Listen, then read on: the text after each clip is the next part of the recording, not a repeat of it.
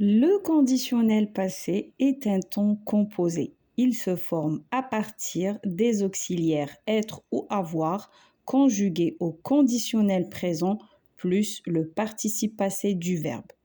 Il sert à parler et à exprimer un imaginaire, quelque chose qui n'existe pas dans la réalité. Avant, on le considérait comme un mode verbal. Maintenant, ça a changé. C'est devenu un temps verbal. Il y a deux temps, le conditionnel passé et le conditionnel présent. Par exemple, vous auriez pu arriver à l'heure. Ici, on a l'auxiliaire avoir et le participe passé du verbe pouvoir. Deuxième exemple, elle serait partie avant la fermeture du magasin. Serait, c'est l'auxiliaire être.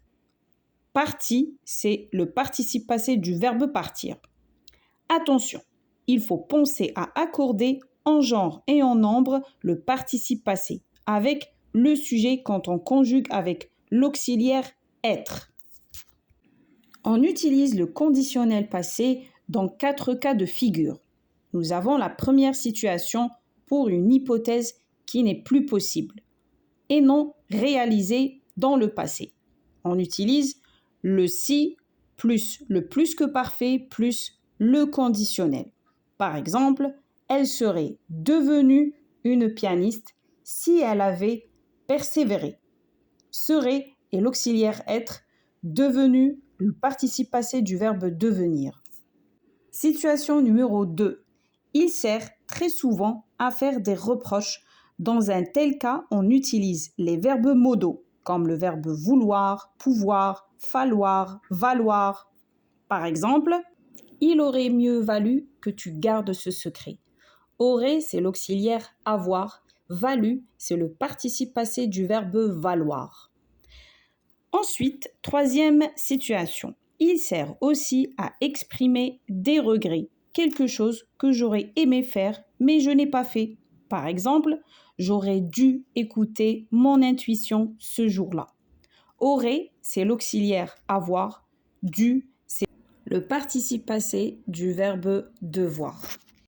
Et enfin, la quatrième situation, le conditionnel passé sert à présenter un fait déjà réalisé mais non vérifié.